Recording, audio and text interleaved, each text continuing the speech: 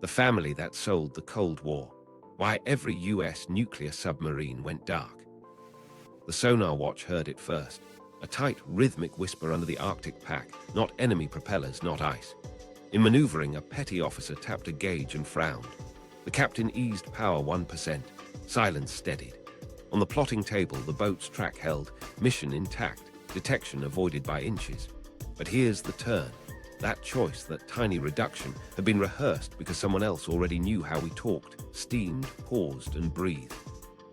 For years, a Navy family sold the keys to our undersea language. To stay alive, crews learned to be unpredictable because predictability had been monetized. So how did one family make the deadliest fleet on Earth vulnerable? And how close did that get us to disaster? Start with the human stakes. A paycheck that never stretched far enough. A father who treated loyalty like currency. A son groomed to confuse obedience with purpose. And a friend whose access turned into an artery Moscow could tap at will. This wasn't spy fiction. Between 1967 and 1985, John Walker fed the KGB routine theft, keying material, routing indicators, call signs, operating schedules, paper that taught analysts to read the US Navy without opening a single message. Hear why that matters. In submarine warfare, metadata kills. Timing, cadence, silence windows. Those rhythms reveal readiness, patrol cycles, and where a boat might be inside an ocean that looks empty. Once the keys and procedures are known, quiet becomes a pattern, and a pattern can be hunted. Former Defense Secretary Caspar Weinberger later said the Soviets made significant gains in naval warfare attributable to Walker's espionage. Others inside the Pentagon tried to downplay it as serious, not disastrous. Either way, the fleet behaved as if every at-sea signal could be profiled. Crews learned to disappear twice, first by sound, then by schedule. Our promise in this film is simple. Follow the paper trail, the betrayals, the near misses, and the rules written in the aftermath. We'll rewind to the Radioman who discovered the Backdoor, routine access to the Navy's nervous system. We'll watch espionage turn into a family enterprise. Brother Arthur, son Michael, and best friend Jerry Whitworth, each stealing small pieces that fit a massive picture. We'll see how Moscow exploited keys and procedures, translating crypto access into operational timing, and what that meant when a shadow on sonar suddenly knew too much. Then the blind spots, dead drops tucked in suburbia, windshield signals, cash that drifted into lifestyle supervisors should have questioned, a marriage cracking under secrets until a phone call planted the first flag. The son's confession becomes the lever, and for the friend with golden access, the Bureau sets a sting only sailors would believe. After the arrests, the damage assessment, what's acknowledged, what's inferred, and the chilling line officers carried forward, assume at-sea comms were profiled. The fix wasn't a gadget, it was culture. Crypto overhauls, distribution redesign, minimize and randomize comms, compartment by need, train unpredictability like a procedure. Finally, the larger echo. Patterns from this case helped catch other moles. Near misses at sea revealed how compromise meets steel, and the blueprint for betrayal, why family rings work, and how to break them. The question we opened with doesn't end in court. It ends with a fleet that learned to doubt itself just enough to stay alive. The Radioman who found the Backdoor. He didn't look like a mastermind. John A. Walker Jr. or the quiet authority of a Navy communicator, efficient when it mattered, invisible when it helped. As a radioman who rose to chief warrant officer, he lived at the junction of the Navy's nervous system. Messages flowed past his hands the way current slips along a hull, relentless, routine, full of meaning if you knew what not to ignore. He did. That was the tragedy. To understand his leverage, remember what a communications specialist touches. Crypto key lists, call signs, routing indicators, frequency plans, daily changeovers, the bland cover sheets that tell you when a net wakes up and when it shuts down, the manuals everyone treats like furniture because the room would collapse without them. He learned the language behind the language, not what a message said, but how and when it chose to speak. In 1967, With debts piling and ego whispering, he walked into the Soviet embassy in Washington, D.C., with samples and a pitch. No recruitment dance, just an offer. Here are the keys to a kingdom you can't see. KGB tested the goods and saw the value. What arrived first wasn't the crown jewels of weapon design. It was the index to our language, keying material and procedures that unlocked yesterday, today, and if you were patient, tomorrow. With keys and schedules, Soviet analysts didn't need every plaintext to learn patterns. They built a heartbeat map. Who talks to whom when nets spike, when submarines roll from routine to readiness, and when silence means full alert rather than calm. Walker understood that metadata is oxygen. He also understood how crypto discipline erodes under repetition. A daily change becomes a ritual. Rituals become predictable. Predictability becomes a profile. He skimmed what an operator barely glances at: the timing of broadcasts, the cadence of corrections, the recurring routing strings before a major exercise. Then he fed that rhythm to Moscow. Between 1967 and 1985, he turned routine access into a subscription service. The early Soviet payoff was speed and confidence. Their decrypt units, guided by keys and context, stopped tripping over guesswork. More importantly, naval staffs began predicting when US submarines would enter certain states of operations. Not longitude-latitude precise, but precise enough to shape where to point sensors, when to surge an ASW patrol, and when to listen harder at choke points because the message cadence said, now. Former Defense Secretary Caspar Weinberger would later conclude the Soviets made significant gains in naval warfare attributable to Walker's espionage. Inside the Pentagon, others called the damage serious, not disastrous. The fleet didn't wait for consensus. It acted like prey that knew a hunter had its rhythm. Meanwhile, Walker played the patient clerk. He didn't haul safes. He harvested procedures. He copied key lists, photographed comms instructions, and memorized small friction sailors complained about, because friction reveals workarounds, and workarounds reveal seams. He noticed which circuits stayed up after drills, which fallback nets only woke for real problems, which call signs followed particular platforms. One man building a cross-reference the adversary could exploit. His motive mutated. The first drops were about cash, thousands at a time, then more, and the control it bought. Later, it was about being indispensable to the other side and untouchable at home. He bragged in private that his material made him a hero in Moscow. Closer to the truth, he made US patrols statistically more predictable. That's deadlier than anyone's secret. Then came scale. Value multiplies with access, so he replicated himself.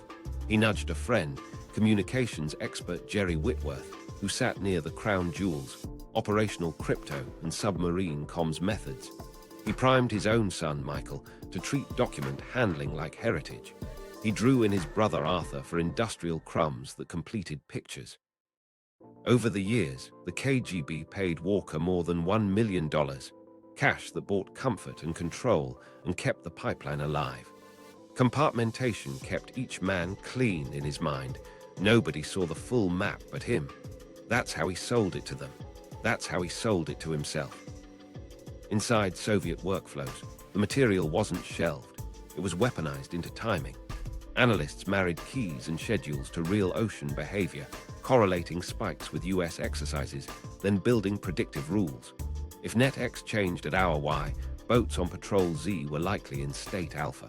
If routing string Q appeared twice in a window, a certain platform class was shifting posture. This wasn't magic. It was statistics with blood pressure. Years later, KGB defector Vitaly Yushchenko would call Walker the best source for classified information that they ever had. A blunt confirmation of how deeply this pipeline shaped Soviet naval confidence. Stakes climbed quietly on our side. Crews at sea noticed Soviet presence in places that felt like good guesses too often. A trailing contact that shadowed a course change longer than chance. A patrol aircraft orbit appearing exactly when a narrowband test began. Nobody wrote, "Walker did this" on a wardroom whiteboard. But the rituals of unpredictability, randomizing message times, breaking favorite habits, drilling micro-power changes, began to harden. Sailors learned to beat their own rhythm. because someone else was counting. Tradecraft hid in suburbia. Walker standardized dead drops, plastic-wrapped bundles sealed against rain, tucked under culverts or behind guardrails, and signal sites so ordinary you'd never notice unless you were looking. A folded sunshade meant go, a strip of tape meant abort. Cash drifted into a lifestyle supervisors should have questioned. Better meals, sudden trips, gifts without receipts. He hid behind competence. Chiefs don't audit a warrant officer's wallet. Years later, after the arrests in 1985, the damage assessment split the room. Devastating, serious but not disastrous. What's clear is how the fleet behaved. Assume at-sea comms were profiled. The fix wasn't a gadget, it was culture, shorter key lifetimes, redesigned distribution, two-person integrity that mattered, minimized traffic, randomized cadence, compartmentation by actual need. Uncertainty stopped being a byproduct and became policy. The origin point sits in a simple, brutal decision in 1967. A radio man walked into an embassy with the Navy's nervous system in his briefcase. From there, routine turned into leverage, leverage turned into a family enterprise, and a family enterprise taught an adversary to read silence like a map, turning espionage into a family enterprise. Scaling didn't start in a back alley. It started at a kitchen table. John Walker looked around at the people he could control and saw throughput, access without paperwork, loyalty disguised as love, risk he could manage because he'd taught them the rules. Family was frictionless logistics. Arthur came first. The older brother had left the Navy but worked around defense contracts, manufacturing specs, logistics notes, training syllabi. Nothing labeled top secret, everything that completed a picture. John pitched it like harmless help. Don't touch crown jewels, he said. Lift what nobody guards. Component lists, process charts, spares schedules that telegraphed when a shipyard would finish, when a system would phase in, when a boat might sail. Arthur rationalized it as low heat. He was wrong. Dull fragments tell loud stories when analysts overlay them on keys and comms. Meanwhile, Jerry Whitworth, Radioman's Radioman, sat close to operational crypto and submarine circuits. John groomed the grievance and the pride. You're underpaid, he said. You're indispensable. The system owes you. Whitworth hesitated, then crossed. What he moved wasn't rumor, it was live arteries. Key lists, change schedules, net procedures, margins filled with the nuance only a meticulous tech notices. In Moscow, those bundles tightened the model. Keys plus cadence, hardened guesses into forecasts. A conv didn't need to be read if its heart rate could be timed. At home, John rewired fatherhood into apprenticeship. Michael wanted approval, John offered craft. Join the Navy, he said. Learn document flow. Keep your mouth shut and your hands steady. He taught him to flatten pages under a lamp without scarring staples, to shoot clean frames fast, to log what he touched so nothing looked disturbed. The first roll of practice, film, admin pages that looked boring earned praise. It also earned cash. Grooming arrived as competence. Compartmentation kept consciences quiet. John gave each man a tailored mission. Arthur lifted industrial crumbs, Michael ferried shipboard minutiae, Whitworth fed the furnace. He told each one a story that made the theft feel small and contained. None knew the whole. Only John integrated, and he liked it that way. Power loves a hub. Arthur would later die in prison, his part in the small pieces ending with a sentence that never let him go. Tradecraft lived in suburbia. Walker standardized dead drops, plastic-wrapped bundles, rubber-banded, slipped under culverts or behind guard rails. Signal sites looked like errands. A windshield sunshade positioned horizontal meant go, vertical meant abort. A strip of tape, a chalk mark, a soda can left upright on the wrong side of a bench. The choreography felt like a secret club with rules. It was, and the dues were paid in years. Money smoothed nerves and ceded control. John parceled payments unevenly, enough to soothe, not enough to nourish independence. Whitworth bristled. He wanted regularity. He got excuses. In 1984, he wrote the FBI letters as RUS, part confession, part negotiation.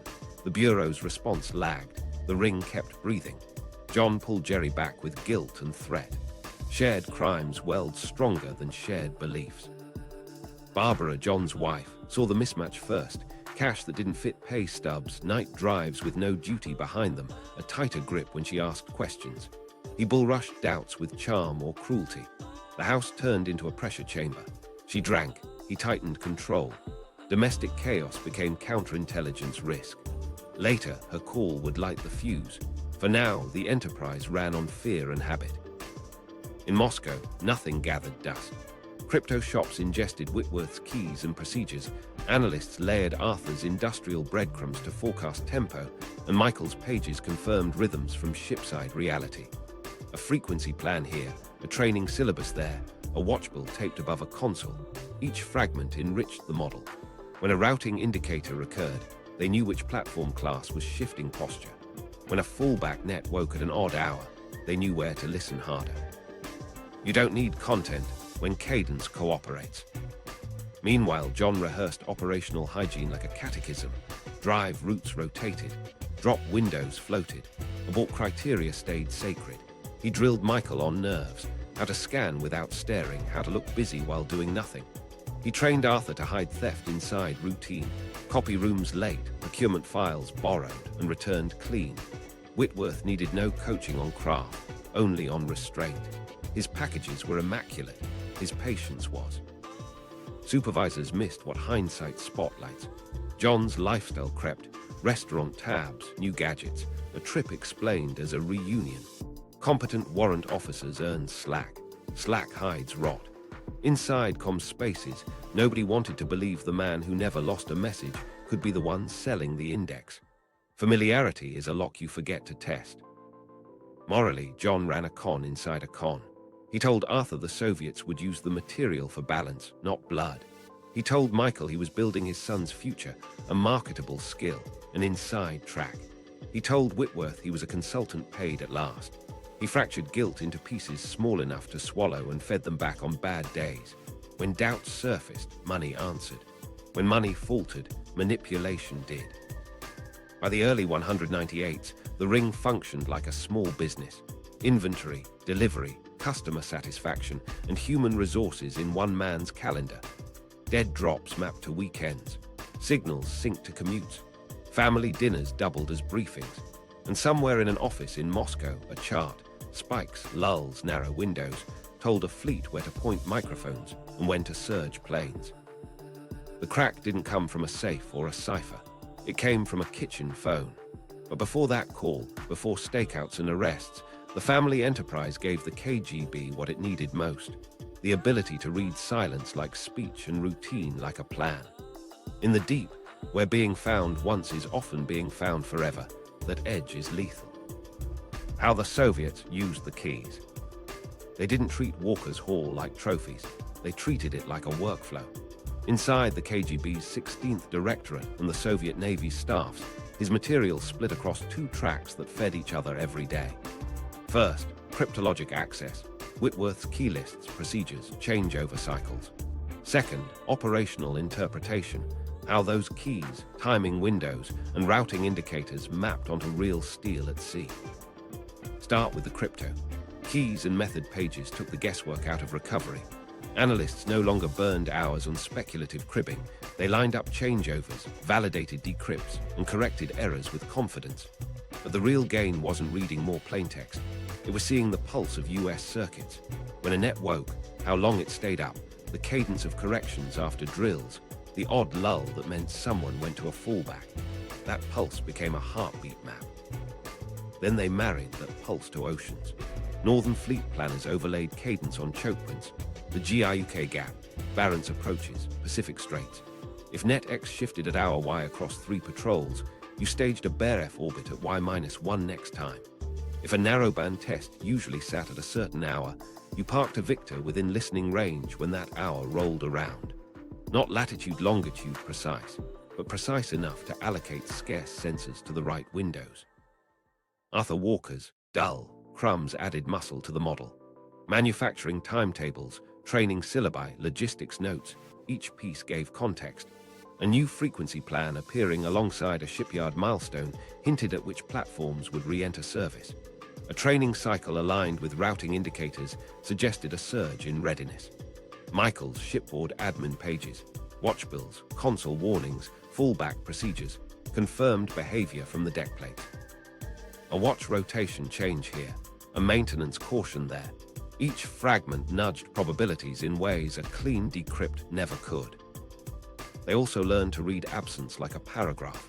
US doctrine prized brevity and silence. The KGB made silence talk.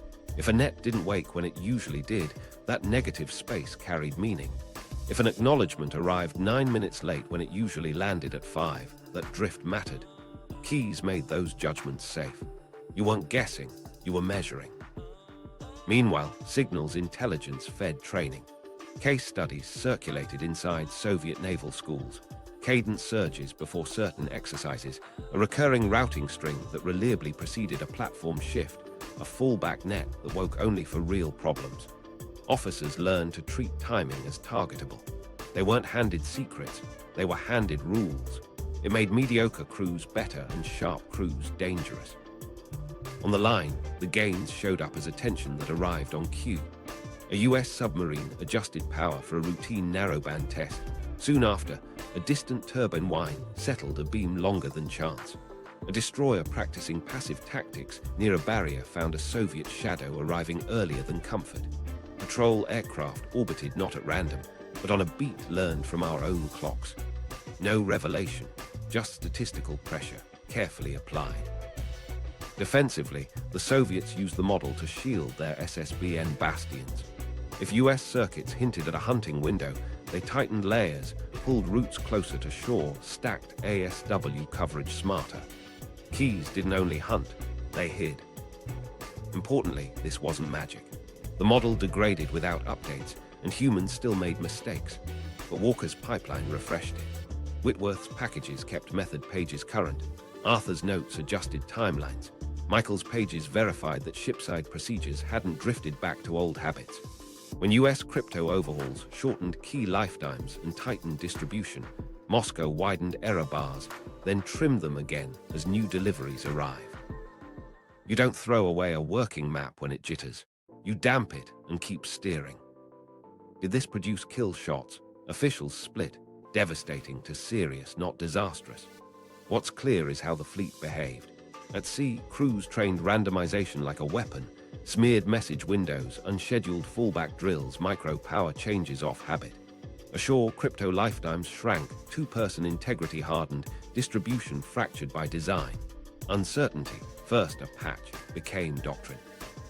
The KGB noticed turbulence and adapted. They kept leverage where bureaucracy lagged and where human comfort crept back. A late changeover here, a watch routine drifting to an easy hour there. Each slip fed the model. Even as our culture shifted, islands of predictability remained, and they worked them. Consider a quiet case.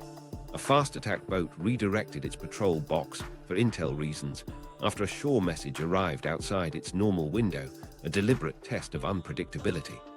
Hours later, Soviet presence bled into the new box, not a hard intercept, but attention arriving close enough to matter. The wardroom logged the lesson. Timing still buys teeth, even when content stays locked. Inside their labs, the winds turned into discipline. Analysts codified cadence rules into checklists. Trainers taught young officers why a 5-minute drift signals more than 100 decrypted lines. Planners learned to spend scarce assets on likely hours rather than broad days. It's not glamorous. It is lethal over time. By 1985, the ring collapsed. Models decay when sources die. But the Soviets had banked years of correlation. Those curves didn't vanish with an arrest. They faded. Until then, they guided choices. Where to listen, when to surge, how to shield. In the deep, that's often enough. The ring's operational tradecraft, and its blind spots. They hid in chores. Saturday errands doubled as reconnaissance, family drives as route checks. John Walker favored sites nobody stared at twice. Highway pull-offs, service alleys behind shopping centers, culverts near commuter lots. He rehearsed approaches until nerves looked like boredom. Park facing out. Scan without staring. Touch nothing if the picture feels a hair off. He standardized everything. Plastic wrap against rain, rubber bands in the same count, film in labeled canisters. bundles tucked at ankle depth where a passing mower wouldn't bite. Stress never forced improvisation because he'd already scripted the stress. Signals rode on suburbia's camouflage. A windshield sunshade horizontal meant go, vertical meant abort.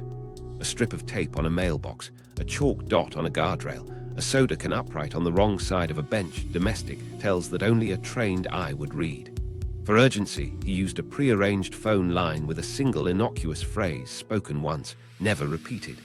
The choreography felt safe because it felt ordinary. That was the point. Document handling happened behind curtains. In back bedrooms and motels, Walker built a copy bench from plywood and lamps, then taught Michael to flatten pages without creasing bindings, to angle light so staples didn't glare, to exhale on the shutter for steadiness. He stocked film by the brick and drilled a ritual: shoot, bag, reload, log. Whitworth's packages, packed with crypto and procedure, moved the same way. Clean edges, no thumbprints, no binders broken. The only noise in the room was the soft clatter of a page sliding under glass. He separated risk by store length. Arthur lifted unclassified industrial crumbs, process charts, component lists, spares, schedules, hidden in office routine. Michael ferried shipboard admin, watchbills, console warnings, folded into the pulse of an undermanned division. Whitworth fed live key lists and method pages disguised as professional diligence.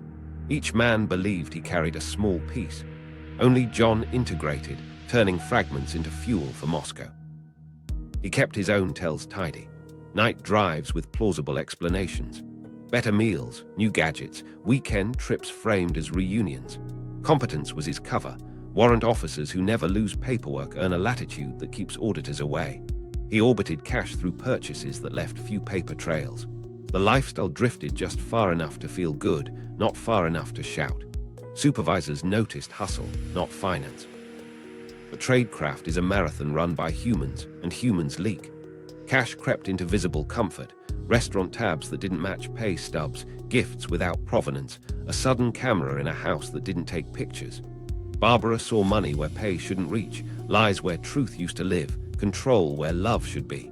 She drank. He tightened. The kitchen turned into a pressure chamber. Domestic violence isn't a footnote in counterintelligence. It's a forecast of risk. When she finally called the FBI, details came out precise. Routes he favored, windows he loved, the ritual with the sunshade. It sounded like divorce until the specifics drew a map. Whitworth's conscience turned into leverage. In 1984, he wrote as RUS, letters that wavered between confession and negotiation. He used newspaper personals to choreograph replies, then stalled, then wrote again. The Bureau's pace felt slow from his side.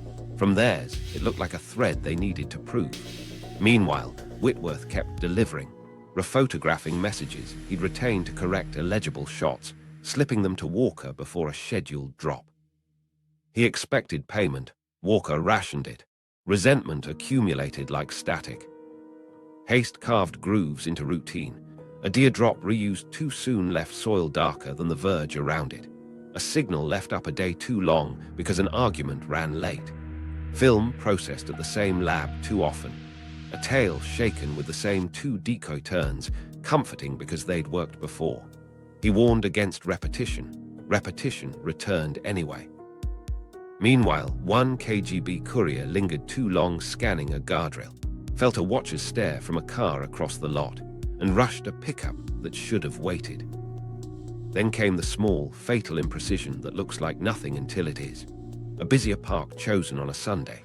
A plastic-wrapped bundle planted near a rail bed too close to the road. An FBI box that had learned his cadence. 90-minute loops, last-minute feints, a pause at the final turn, as if indecision were part of the ritual. When agents watched him kneel with a bag in hand, it wasn't luck. It was gravity. Years of habit pulling a man back to the same safe feeling at the same hour. The blind spots weren't exotic. They were human. Ego that likes to brag, quietly, about being indispensable. Money that buys comfort and flags. Love that blurs loyalties until apprenticeship looks like parenting. Bosses who trust competence and don't audit lifestyle. Handlers who push volume and reuse convenience. And a marriage cracking loudly enough that a stranger on a phone could hear the truth under the anger. Tradecraft kept the ring alive for nearly 18 years. Blind spots ended it in a parking lot. The first betrayal, a spouse turns the tide. Barbara Walker's world shrank to ledgers she didn't keep and nights she didn't sleep through. Cash appeared that didn't match rank. He'd disappear on errands that didn't align with duty rosters. Questions met rehearsed charm or a flash of temper that ended the conversation. She lived through the affairs, the drinking, the control. This felt different, like he was living inside a secret that needed her silence to survive. She watched the small tells, a glove box stuffed with receipts that trailed off mid-month, a trunk that smelled faintly of damp paper, a camera that stayed, but photos that didn't. He grew protective of a battered briefcase that never left his sight. When she opened a drawer one afternoon and found a roll of bills banded tight and a page of times with small circles around them, panic turned into math. The numbers mapped to nights he'd gone for a drive. The circles lined up with weekends. Confrontation didn't work. He deflected, then escalated. She learned to pick her battles, then learned there were none she could win. The house felt wired, not with electronics, but with consequences. So she started writing her own notes, dates, places, the make of a car he seemed to follow, a park he liked north of DC. She slipped them behind the washing machine, and inside a winter boot he never wore. She wasn't collecting evidence. She was keeping a grip on what felt real. A friend finally said the line out loud. Call the FBI. Barbara knew how that sounded. A soon-to-be ex-wife with a drinking problem accusing a Navy warrant officer of espionage. She pictured the eye roll through the phone. She dialed anyway. The first conversation was messy, anger braided with detail. Night drives in 90-minute loops. A windshield sunshade moved like a semaphore, horizontal some days, vertical others. A rail bed where he liked to walk with old friends. The agent on the other end didn't hear a divorce. He heard choreography. They didn't move fast. They moved careful. Quiet surveillance boxes wrapped the places she named. Agents mapped his weekend radius and learned his pause at the last turn as if indecision were part of the ritual. They watched him park facing out, saw him scan without staring, then carry a plaster-wrapped bundle down to the rail bed. They didn't pounce. They let the pattern repeat until the picture held. At home, pressure sharpened. John sensed a shift he couldn't name and tightened rules. He monitored calls. He threatened custody. He turned the kitchen into a compliance test. Barbara stayed on script. She met an agent once in a grocery aisle, two strangers studying pasta, and slid a slip that read, he changed routes. It wasn't spy fiction. It was a mother surviving a man who had turned secrets into gravity. Then came the lever she didn't know she'd helped set. Michael, groomed by his father to be useful, started feeling the net too. A watch he didn't wear anymore. A car that idled 2 blocks down. He walked into a bureau office and said he needed to talk about his father. The bureau put that confession beside Barbara's map and moved from suspicion to certainty. They wired selected meets, not all, to match risk. They listened to a son keep his voice flat while his father tested his loyalty with sudden turns and sentences that felt like threats. They watched the rail bed again. Stakeout nights look boring on paper. In practice, they're hours of holding breath. On May 19, 1985, Walker walked the route Barbara had drawn months earlier and knelt where agents had seen him kneel before, plaster-wrapped bundle in hand. The pickup came later. The arrest came early the next morning at his hotel. Within days, Arthur, Michael, and Whitworth were in custody. Only then did Barbara exhale. She wasn't celebrated. She wasn't protected by myth. She was a spouse who had refused to be the alibi for a crime she couldn't name without proof. In the damage assessments that followed, FBI case files, Navy postmortems, cautious public lines like serious, not disastrous, and harder private ones like significant gains for Soviet naval warfare, her name sat in a paragraph. In the fleet's memory, her call became the honest signal after years of noise. The human truth landed simple. Counterintelligence didn't crack the ring with a gadget. It cracked because a wife started counting the lies and wrote them down. Her courage didn't end espionage that night. Models decay slower than marriages. But her call bent the line toward an end professionals could control. And behind every chart, showing compromised keys and profiled cadence, sits a kitchen phone, a grocery aisle slip, and a woman who decided the risk of silence was worse than the risk of speaking. The son, the confession, the break. Michael Walker grew up inside his father's certainty. John called it mentoring: square your corners, stack your pages, shoot clean frames, log what you touch. Approval arrived as technique. When Michael enlisted and drew a billet with paper flow, he thought he'd finally become useful.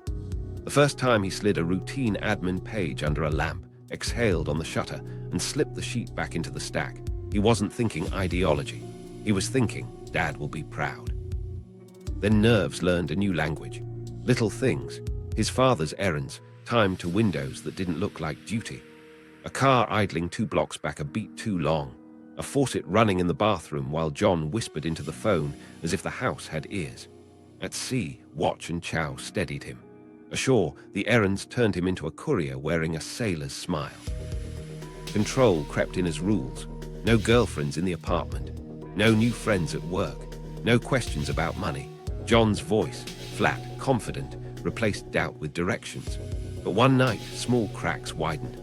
A petty argument about a missed call sharpened into a lecture about loyalty, the kind that feels rehearsed. John mentioned a drop window as casually as confirming dinner plans, then caught himself and changed the subject. Michael heard the word, felt the weight, and finally named what he'd been doing. He walked back to his rack and stared at the ceiling until the vent noise started sounding like questions. He tried to stay small, fewer deliveries, more delays, but guilt and fear don't share rooms for long. The house felt watched. His mother's voice on the phone sounded careful, the way people talk when they're measuring distance. A car that used to park on the next street drifted closer. He started noticing his pulse in copy rooms. He started rehearsing untruths before anyone asked. The moment he chose wasn't cinematic. He walked into an FBI office without an appointment and said he needed to talk about his father. The first interview wasn't a confession, it was triage. What did he touch? Where did it move? How did John's signal go and abort? He drew routes from memory, parks, guardrails, a rail bed near a highway. He described the sunshade semaphore. He described the 90-minute loops that felt like ritual. Agents didn't press for poetry. They asked for sequence and verification. Controlled cooperation is a polite phrase for panic under choreography. They didn't wire every meet. Risk had to match value. They picked moments where confirmation would matter and consequences could be managed. Michael carried lines meant to keep his father predictable across the weekend of a planned drop. He sat across from John in diners and cars, while the older man tested him with sudden turns, sudden questions. The tape recorded breath and nerves. The room learned cadence. John felt pressure he couldn't name and tightened tests. He sprung new routes without warning. He pivoted at the last turn and watched to see if Michael flinched. He measured loyalty in silence. The son kept his face still and his answers short. He wasn't playing spy. He was surviving the man who had taught him how to hold a page without bruising a staple. Each corroborated detail moved the case from suspicion to proof. Surveillance boxes wrapped the rail bed. Agents learned the pause at the final turn, the faint pretense of indecision John performed like it was part of the ritual. They watched the plastic-wrapped bundle, noted the soil packed too neatly afterward, and held for the pickup to build the chain. Meanwhile, they protected the lever that made it possible, Michael's cooperation, by limiting exposure and keeping John's confidence intact just long enough. The ask that tested him most arrived a day before the takedown. Carry one reassuring line, keep his father on schedule, and then step back. He said yes, then shook in a parked car until the door rattled. On May 19, 1985, the pattern held. The bundle went down near the rail bed north of Washington, D.C. The arrest came early the next morning at the hotel. In charging papers, Michael's role reads clinical: cooperation, timelines, corroboration. Inside the case, it was the hinge. A son turned a family enterprise back on itself. He didn't posture as a hero. He lived with what he'd done and what he'd refused to keep doing. In the rooms where sailors later trained randomness like a procedure, shorter key lifetimes, smeared message windows, two-person integrity that meant something, his choice echoed quietly. Espionage had been framed as inheritance. He broke it. Afterward, he faced the reckoning every defector from a family system faces. Guilt, relief, a name in a narrative somebody else wrote. He served his time, was paroled in 2000, and tried to disappear, now going by Lance on Cape Cod. The fleet carried the lesson forward. Loyalty without law is leverage. Grooming disguised as guidance recruits a son before it recruits a sailor. And when a schedule becomes a weapon, the person who knows the schedule best might be the one who ends it. Jerry Whitworth, the golden access point. He wasn't the salesman, he was the source. Jerry Alfred Whitworth wore competence like a uniform inside the uniform. Radioman, crypto custodian, meticulous technician, trusted with the living pulse of Navy communications. If Walker found the backdoor and built the delivery route, Whitworth opened the vault. Keys, procedures, changeover schedules, frequency plans. And the marginalia that never make manuals, what actually stays up during a drill, which alternates are myths, where operators cut corners under pressure. The pivot that pulled him across wasn't ideology. Walker played grievance and flattery in tandem. You're underpaid. You're indispensable. The Navy runs on hands like yours. Why shouldn't you get your rate on the open market? The pitch landed because it came from a peer who knew the pain points. Long watches, high stakes, gratitude paid in plaques, not pay. Whitworth hesitated, then crossed. What he delivered first were clean, complete crypto packages, KAC lists, key cards, call signs, routing indicators, and method pages that taught nets when to wake and how to breathe. Here, why Whitworth mattered beyond any one key. Walker's early haul gave Moscow the index. Whitworth supplied the edition of record, regularly refreshed. With current keys and procedures, Soviet crypto shops didn't just read more traffic. They aligned decrypts with real-time cadence and validated the heartbeat map with confidence. The effect compounded. Analysts stopped guessing which surges were drills and which were operational. Planners learned to trust timing rules because the underlying method pages were contemporary, not stale. When our fleets shifted crypto discipline, shortened lifetimes, tightened two-person integrity, the model jittered. Whitworth's next bundle damped the noise. He moved like a professional because he was one. Photographs were lab-grade, edges clean, staples unbent, fingerprints absent. He annotated with the nuance only a practitioner would notice. Circuit 3 often left up after ORSE, fallback X unreliable in heavy weather. Watch supers numerically swapped to ease turnover. Those notes didn't change the keys, they changed how an adversary allocated sensors. If a net notoriously lingered after an inspection, you set an aircraft orbit to arrive just as a boat felt clear. If an alternate was folklore, you didn't waste ears waiting for it. On the US side, his access deepened with each billet. Shore stations, fleet flagships, carrier communication centers where submarine circuits intersected with wider battle group traffic, places where crypto met operations. He touched the submarine auxiliary nets everyone ignores until they matter. He saw which routing indicators consistently preceded readiness surges. He learned the rhythm of narrowband tests, the watch section habits that aren't policy but might as well be. And because he was always the squared-away radioman, people let him work without hovering. Money was the vice Walker liked to tighten. Payments arrived late, then partial, then accompanied by excuses. Whitworth did a thing only a guilty perfectionist does. He rephotographed illegible shots he'd kept and handed Walker fresh, clean copies in April 1984, so the customer got value. Walker included them in a scheduled drop near Washington, D.C. later. He told Whitworth he wasn't getting paid for an entire year's product. Pride curdled into anger. Whitworth wrote to the FBI as RUS, letters that read like a man negotiating with his conscience and the Bureau at once, offering partial confession in exchange for protection that never came. The dance stalled. The ring kept breathing. Meanwhile, operational damage kept compounding in the way commanders feel in their bones more than on paper. Keys aligned with cadence, cadence mapped to steel. Soviet attention arrived at likely hours with fewer wasted laps. Their SSBN bastions felt tighter, their barrier patrols more purposeful. Our boats responded with turbulence, smeared message windows, unscheduled fallbacks, micro-power shifts off habit, and still found echoes lingering in places that used to be empty at that hour.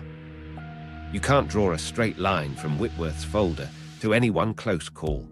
You can feel the pressure difference. When Walker fell in May 1985, the net widened fast. The Bureau already had RUS letters. Financial timelines pointed at Whitworth, sums that didn't fit rank, a lifestyle bump without a story that survived a calendar. Assignments lined up with compromised periods. They took him clean, no theatrics, no room to run, and charged him with espionage and tax fraud for the money he never declared. At trial in 1986, a jury convicted him on multiple counts. The sentence landed like a message: 365 years and a $410,000 fine. He would die in prison. Behind the number sat the logic. He hadn't just stolen documents. He'd supplied the gold standard that kept an adversary's model current. Inside the Navy, Whitworth's case became mandatory reading in the quiet places where trust meets paper. Not because he was flamboyant, but because he was. He was the conscientious radio man with perfect logs and better recall, the colleague you ask when policy collides with reality. The lesson sharpened. Competence can be camouflage. Access underpriced becomes motive. Grievance flattered is a lever. The fix followed in checklists and culture. Tighter distribution. Shorter key lifetimes. Two-person integrity, enforced with audits that listened for lies in the details. An out-of-band timer reading that didn't match a log. A cabinet thermal signature that contradicted a midnight, no access, entry. And under it, the human truth nobody likes to say out loud. Walker found the backdoor. The family scaled the theft. Whitworth turned it into a metronome.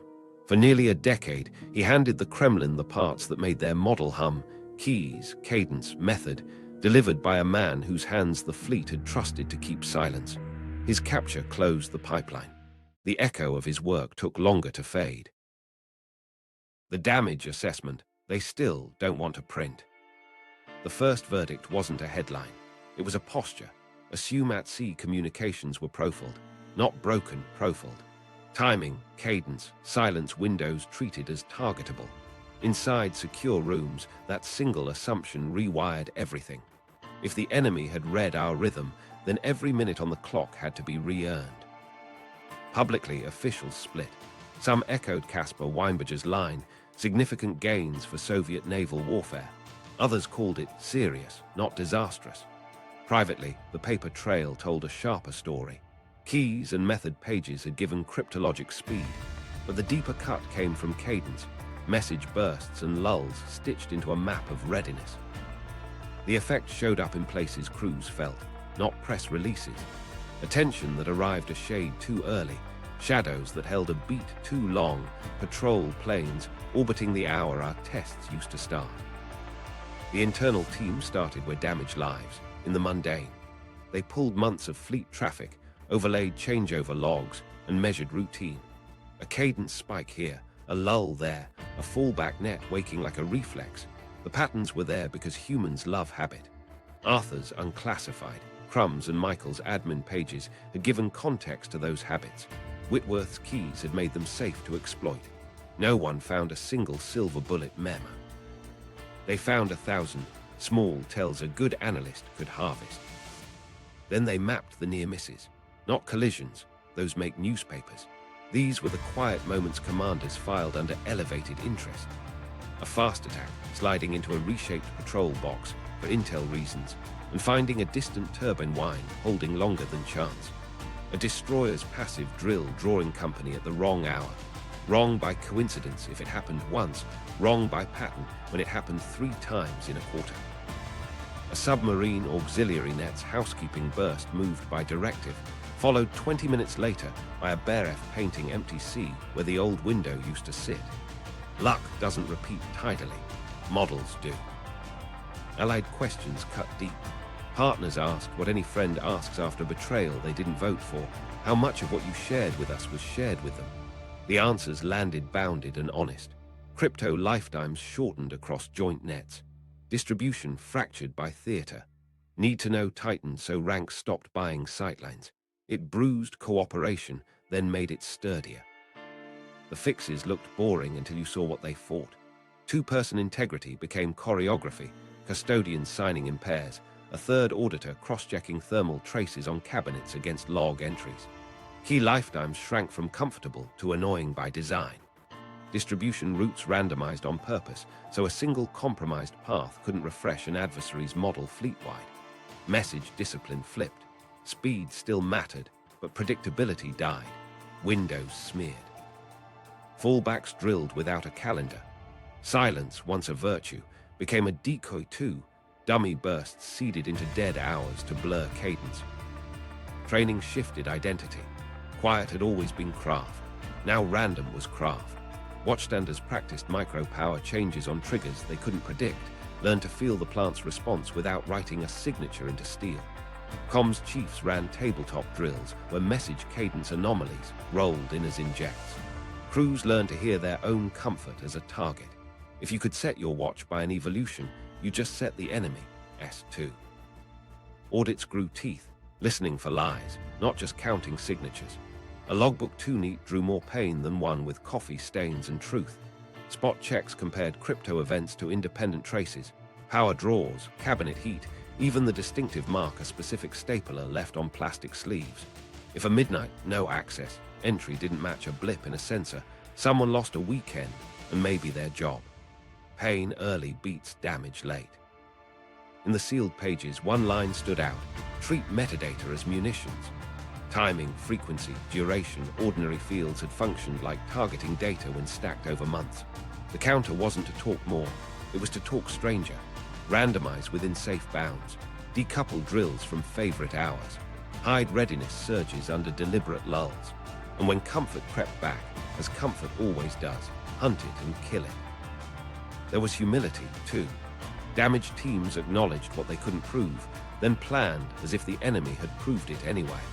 Did a specific patrol get burned by a specific key? They didn't always know. But the fleet behaved as if the answer were possibly yes, because survival under uncertainty is an art. They wrote doctrine that turned doubt into procedure. One quiet sentence never left the drafts. If the schedule of silence is readable, so is the schedule of fear. Translation. Once you move like you're watched, that movement can become a pattern too. The remedy wasn't bravado. It was designed turbulence, randomness codified, verified, and taught until crews could execute chaos on command. In the end, the assessment refused melodrama and refused comfort. Serious, not disastrous, rang publicly because states hate admitting how close their luck came. The fleet acted like disaster had stood in the doorway. And when boats later slid beneath ice with windows smeared and habits killed, the quiet you heard wasn't just reactor hum. It was a lesson paid for in paper, fear, and a wife's phone call, turning predictability from an asset into a liability, then into a weapon in our hands again. Rebuilding silence, how the Navy changed the playbook. The first fix wasn't a gadget. It was a mindset. Stop being easy to model. From that decision, everything else followed. Crypto moved first. Key lifetimes shrank from comfortable cycles to windows so tight they annoyed everyone by design. Distribution routes fractured and randomized. No single courier, no single tender, no single warehouse could refresh an adversary's model in one sweep. Two-person integrity stopped being a box to tick and became choreography. Custodians signed in pairs. A third auditor cross-checked cabinet heat signatures and power traces against logs. If a midnight, no access, claim didn't match a sensor blip, someone answered for it. Doctrine flipped the metric. Speed and brevity remained sacred, but predictability died. Message windows smeared across watches. Fallback nets woke unscheduled to break the link between ritual and meaning. Silence, once a reassuring absence, was salted with decoys. Dummy housekeeping bursts appeared in dead hours. Acknowledgements drifted inside validated jitter, and traffic that used to operate like clockwork learned to show up like weather. Compartmentation hardened beyond rank. Need to know stopped being a salute and became a map with names you could defend in a sentence. Why this person, why now, went off. Seniority no longer bought visibility, mission did. Joint circuits with allies adopted the same spine, with shared audits and red team drills baked into agreements. If you wanted access, you accepted friction. Training turned randomness into a procedure. Submariners already mastered quiet. Now they practiced unpredictability like gunnery. Watchstanders drilled micro-power shifts on triggers they couldn't see. Bridge-inserted cues keyed to see state, not clocks. Comms chiefs ran tabletop scrimmages that injected cadence anomalies and forced crews to stabilize without writing signatures into steel. Watchbills floated midline. Favorite hours died. Audits learned to listen. Inspectors didn't just count signatures, they hunted tidy lies. A log too clean drew more questions than one with coffee stains and truth. Acceptance tests compared crypto events to independent traces, cabinet heat, instrument drift, even the distinctive bite a particular stapler left on plastic sleeves. Maintenance notes became evidence. If a changeover ran late, the machine's story had to agree. Supply officers rewired custody to starve refresh. Key kits moved on randomized routes, pallets split by theater, alternates per plan so weather delays became camouflage instead of crisis. Anomalies shifted from nuisance to asset. Exploit the missed flight, harvest the fog day, build noise from life. Culture carried the load. Captains graded unpredictability like marksmanship. Chiefs rang the bell on comfort. We don't do Tuesday drills anymore, and nobody laughed. Briefings opened with 2 slides. The model the adversary once had, the ragged line they face now. Morale rose on the quiet proof. A patrol plane orbiting the old hour without finding anything. A distant shadow that arrived late and left confused. The plant's voice came under the same rule. Engineers prioritized natural circulation at low power so heat could move without pump tone. Turbine governors learned to step without thumping through frames. Valve actuators lost their telltale clack. Gearboxes that sang in a test cell got redesigned or banished. Vendors discovered that contracts now listened for noise as ruthlessly as they measured flow. Doctrine wrote humility into steel. Plans assumed adversaries could still read parts of the rhythm. Responses aimed to age their model faster than they could refresh it. Boats carried turbulence packs, pre-cleared randomization schedules verified for safety and deconflicted with higher priority evolutions, so crews could inject chaos without flirting with risk. Engineering verified that micro shifts wouldn't stack into stress. Navigation cross-checked deviations against hazards. Chaos curated. Allies came along. Joint nets adopted shorter lifetimes and shared surprise drills. Liaison meetings added the awkward question, which of our habits would you hunt? And turned answers into checklists. Friction bruised egos, then saved pain at sea. People changed how they carried themselves. A young radio operator learned that announcing a neat plan was a red flag. A neat plan is a schedule. Our XO tore out a laminated best hour card and taped up prove it instead. Chiefs taught the new math. Endurance plus uncertainty equals safety. If you can set your watch by us, you've set theirs too. Quiet victories multiplied. A boat adjusted a test window on a whim and watched an orbit arrive to paint empty water. A destroyer shifted a passive drill 3 hours right and sailed through air that would have been crowded. A fast attack slid beneath ice with a message cadence smeared across 2 watches and came home to find no one had heard it leave. The reforms reached shore like tide. Evaluation boards rewarded restraint, aborted a comms event for CI concern, validated by later intel. Promotion packets carried lines that once sounded like excuses and now sounded like craft. Prevented a pattern, killed a favorite hour, redesigned a route to break metadata. This is what competence looked like after a family sold the rhythm.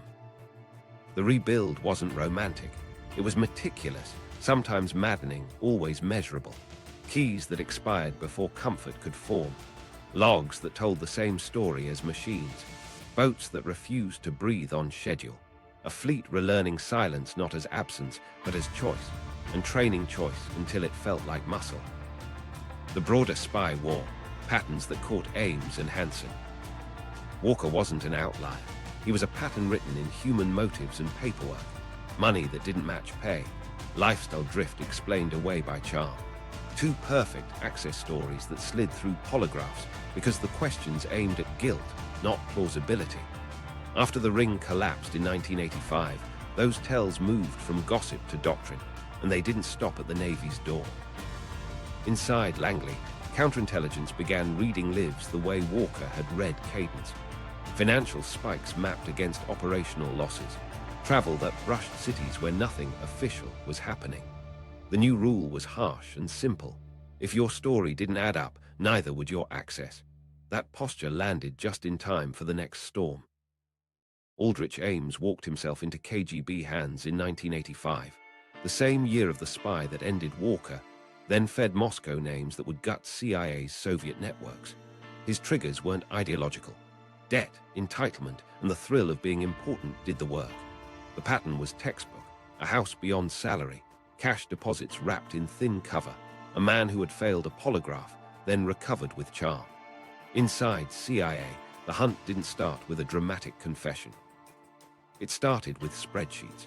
An analyst overlaid bank records with asset arrests and found a cadence nobody wanted to see. Money in Arlington within days of handcuffs in Moscow. The bureaucracy learned to fight its own desire for neat villains.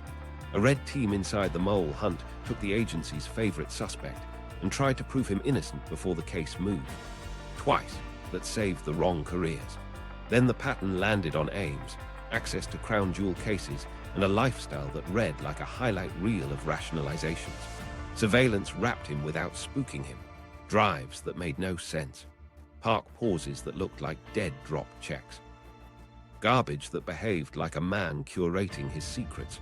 When the Bureau and CIA boxed his car in 1994, the confession wasn't poetic. He said yes. Yes to names. Yes to money. Yes to knowing what names meant. Catching Ames didn't stop the bleeding. Operations still hiccuped in ways that didn't align with his reach. That's when suspicion crossed the river.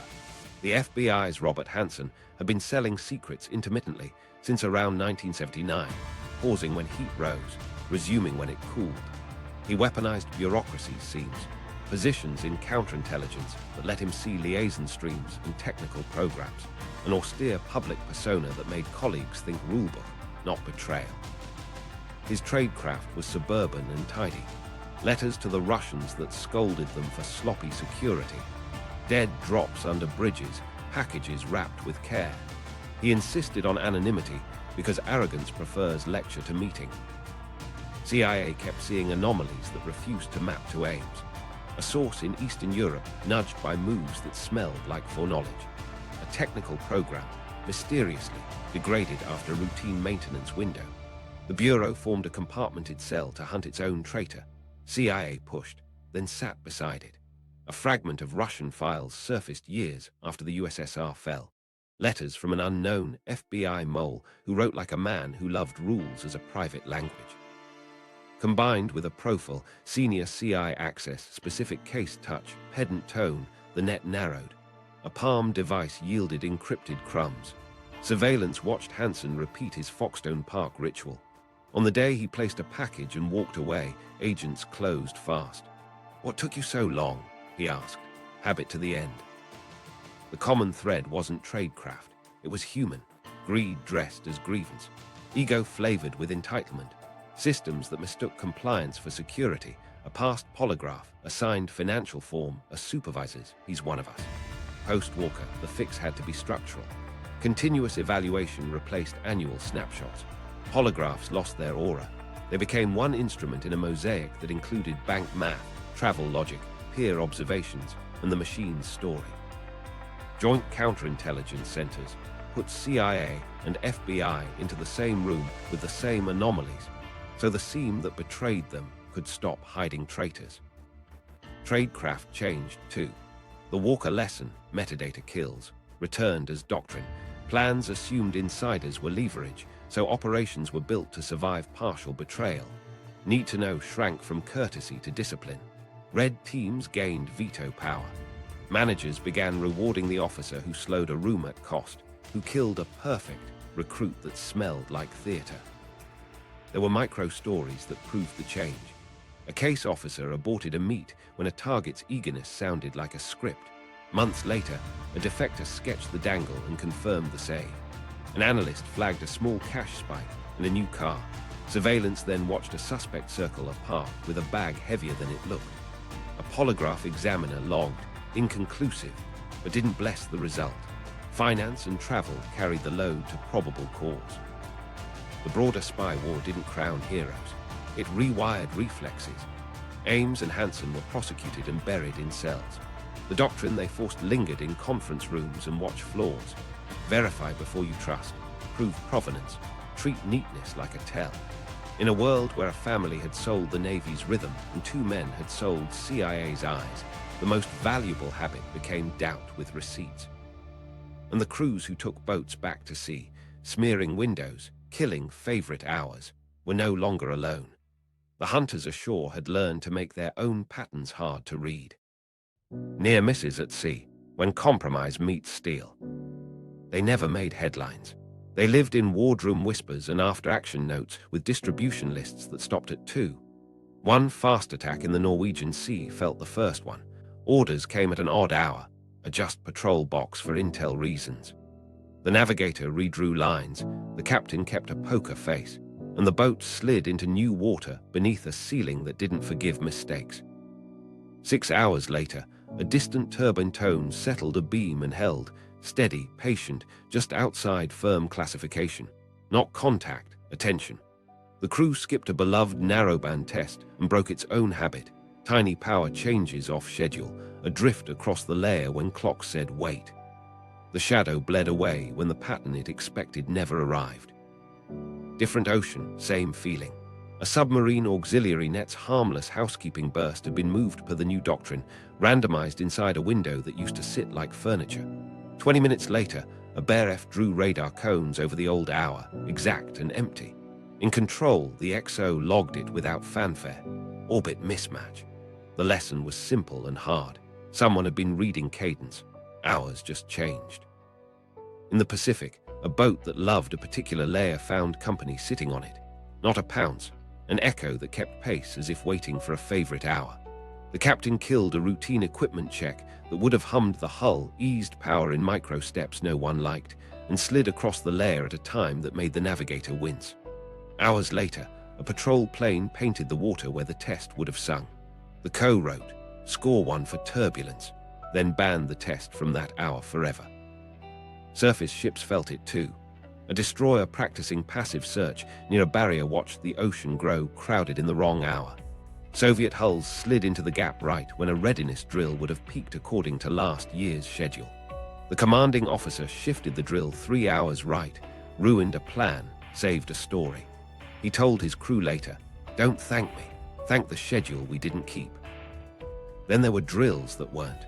A task group seeded false cadence, dummy acknowledgements smeared windows, fallbacks spun for no reason. ASW watch recorded a surge that arrived on the decoy beat. Controllers smiled without showing teeth. The next week, the windows drifted again. The surge didn't come. 2 points make a line, 3 draw a trap. Under ice, absence grew louder. A boat that used to scratch a message at a neat dawn hour skipped it twice, then sent a short burst at an ugly time. Nothing answered but quiet. On the way home, the captain got a message from shore. An interceptor had flown the neat dawn hour 2 days running and seen nothing. He taped that line in the radio shack, proof the fix was working, even if the fix was boredom by design. Sometimes the near-miss arrived as math. A fast attack's power trace showed a faint pump tone flirting with a frequency they'd killed months earlier. A chief caught it by ear, a tiny shiver in deckplate hum, and called for a ramp that moved heat without waking machinery. The trace flattened. In Sonar, the waterfall stayed blank. A contact that might have lifted its head didn't. There were ugly moments ashore too. Debriefs with allied crews whose patrol planes had orbited empty sea at hours we used to love. Awkward questions from friends. "Did you change something you forgot to tell us?" Answered with careful truth. "Yes, and we'll share the process, not the pattern. Trust rebuilt on friction, not comfort."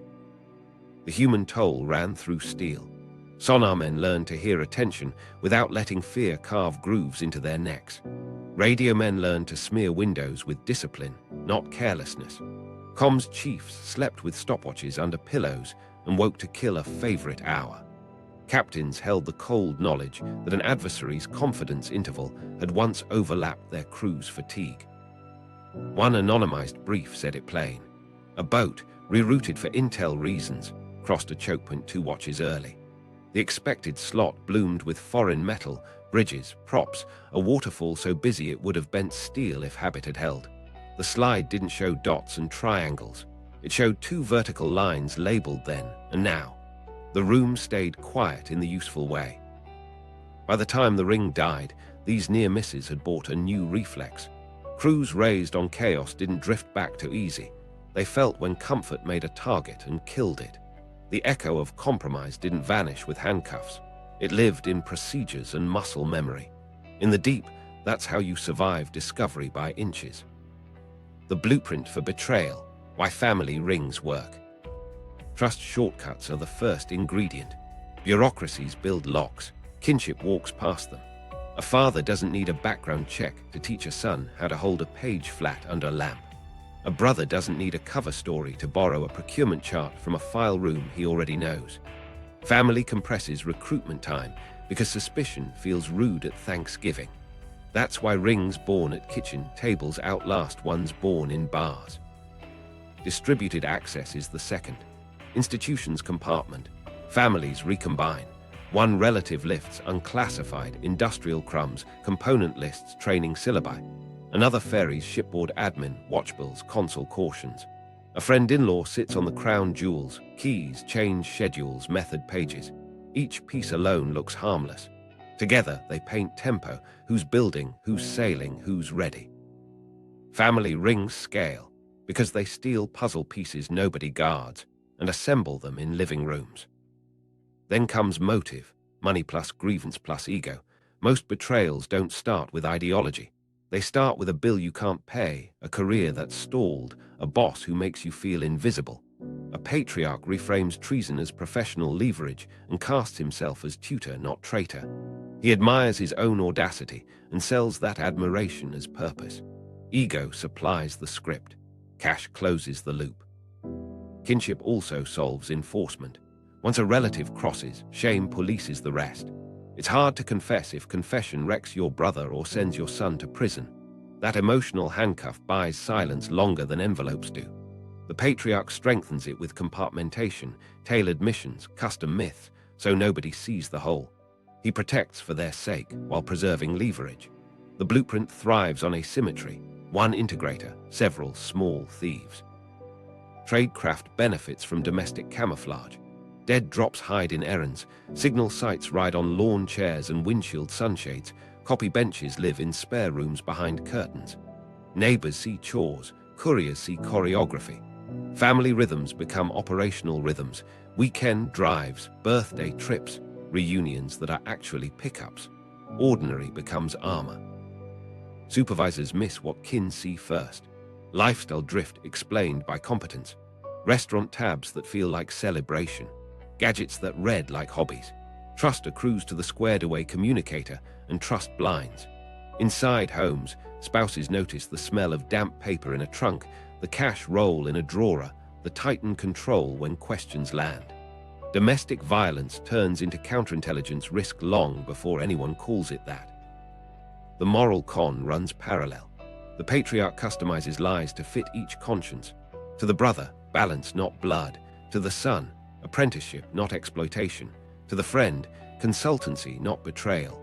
He fractures guilt into doses small enough to swallow and feeds them back on bad days. When money falters, manipulation fills the gap.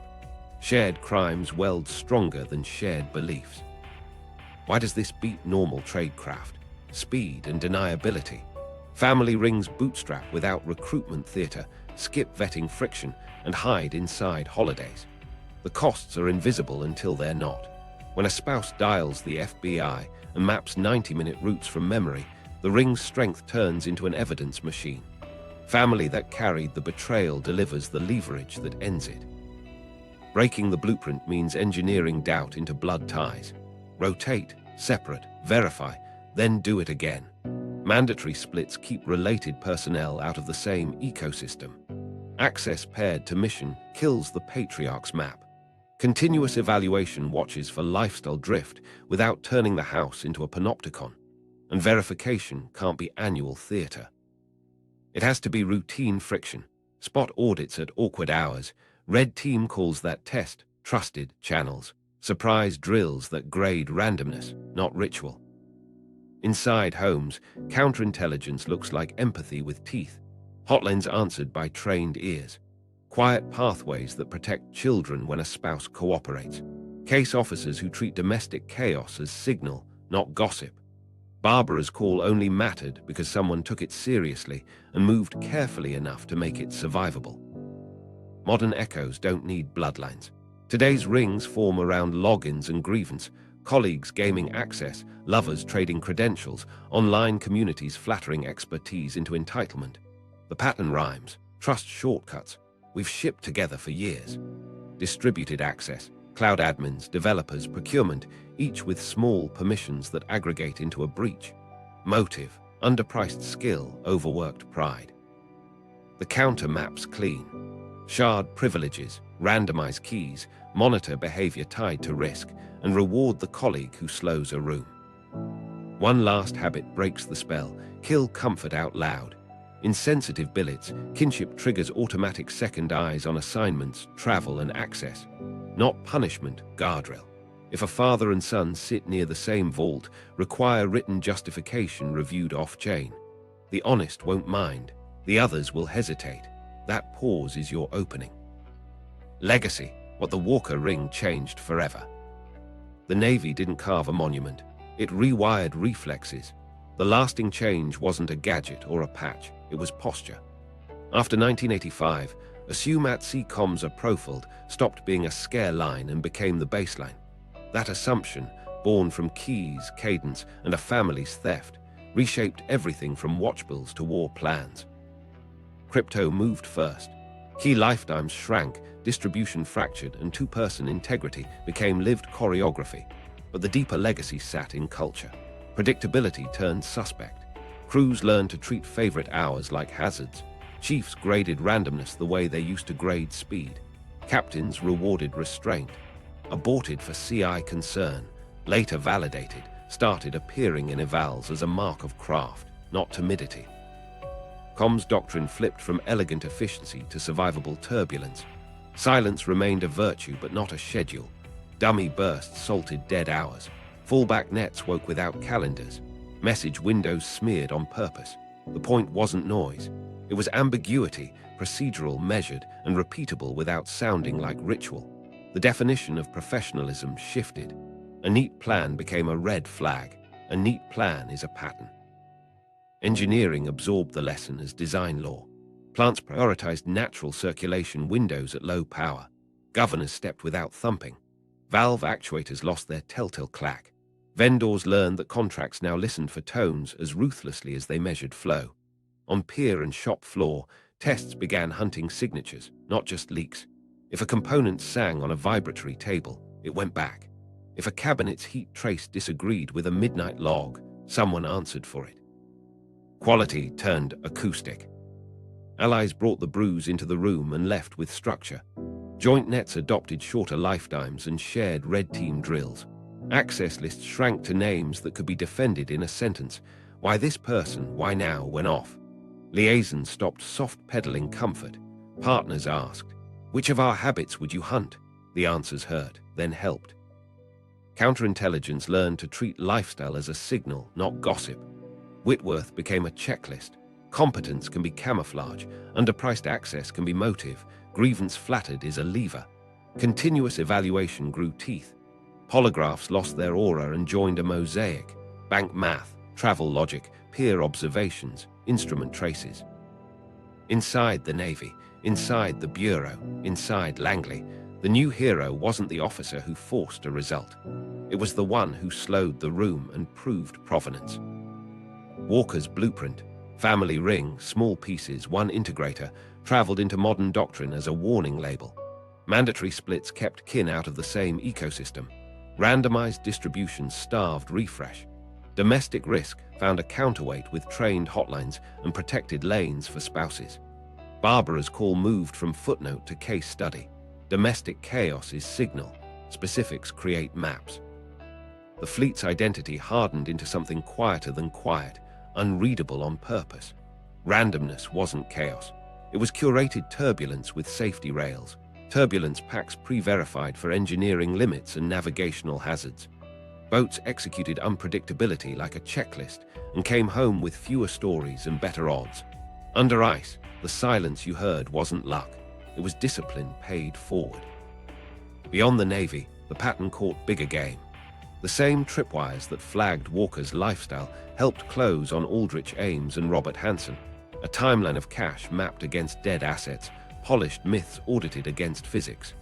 Joint counterintelligence centers welded a seam that used to be a refuge for moles.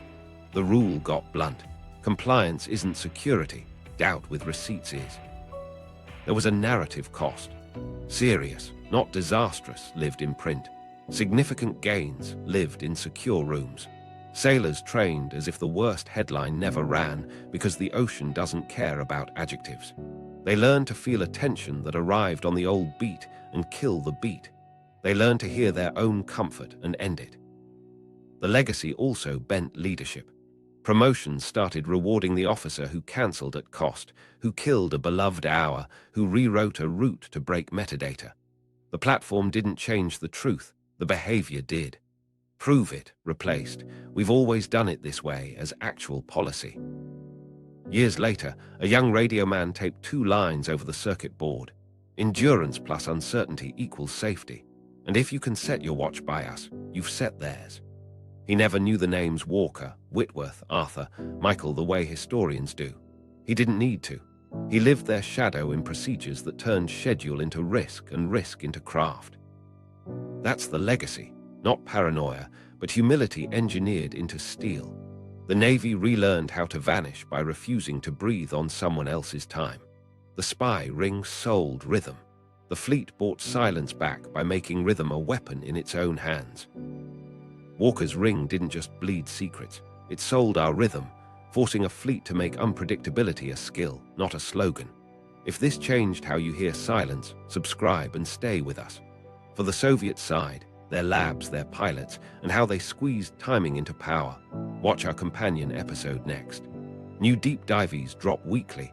Turn on alerts so you don't miss the ones they don't print.